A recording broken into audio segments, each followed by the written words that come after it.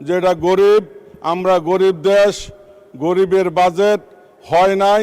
আজকে ৩৬ বছর যাবৎ আমি এই ব্যবসার সাথে জড়িত।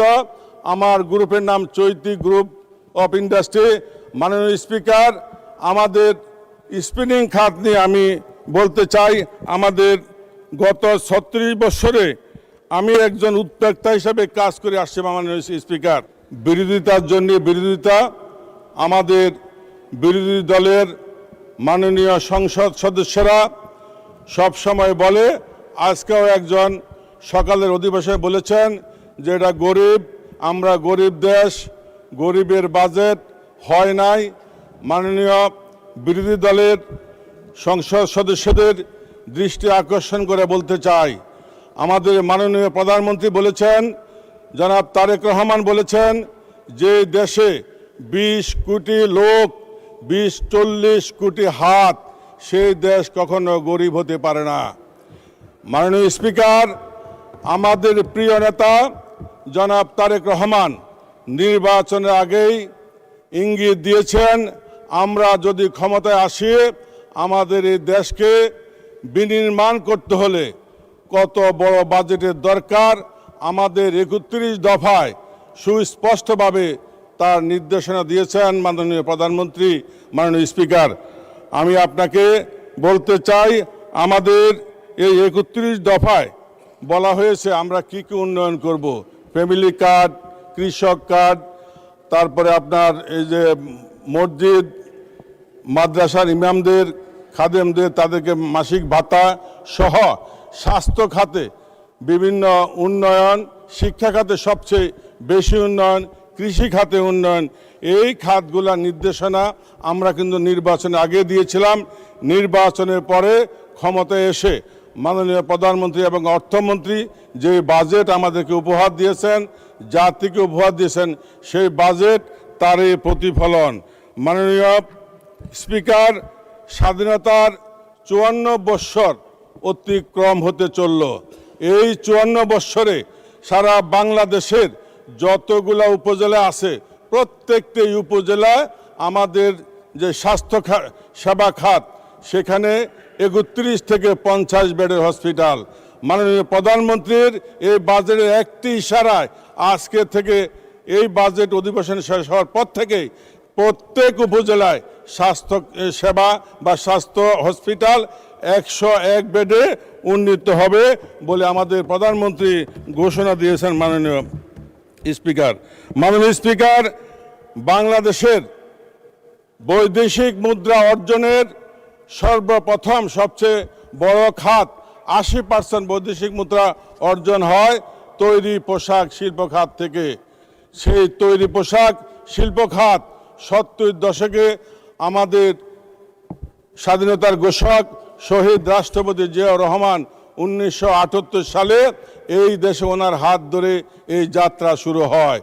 মাননীয় স্পিকার, ১৯৭৮ সালে $৬,৮০০ ফ্রান্সে রপ্তানি করে তার যাত্রা শুরু হয়।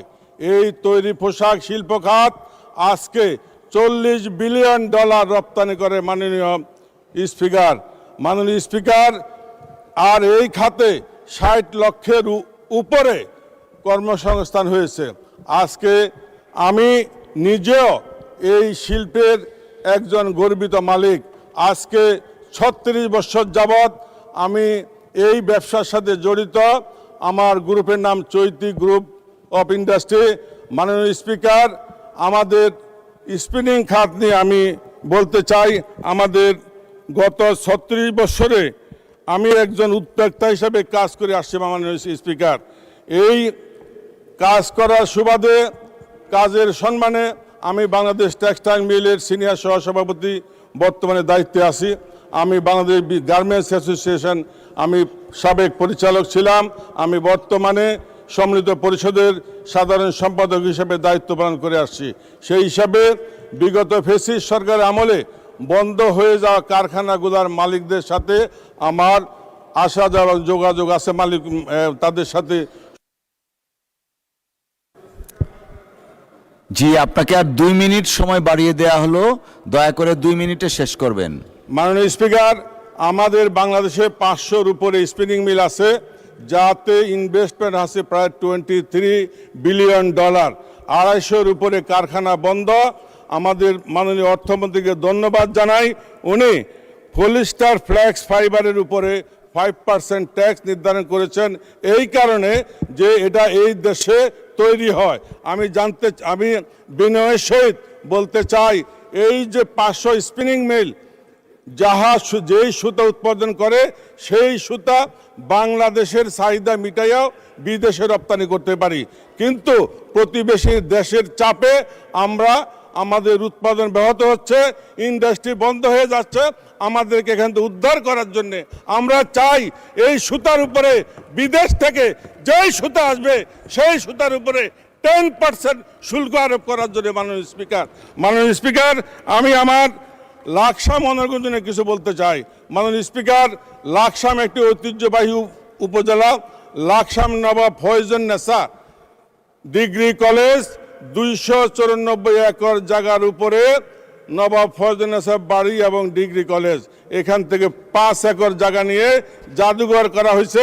আমাদের লাকসামের এই ঐতিহ্যবাহী জমিদার বাড়ি, নবাব বাড়ি এবং এই কলেজ রক্ষা করতে হলে আমাদেরকে লাকসামে একটি বিশ্ববিদ্যালয় স্থাপন করতে হবে। মাননীয় স্পিকার, মুজাফরগঞ্জ ইউনিয়ন একটি ঘনবসতি এবং যোগাযোগের বিশাল ব্যবস্থা।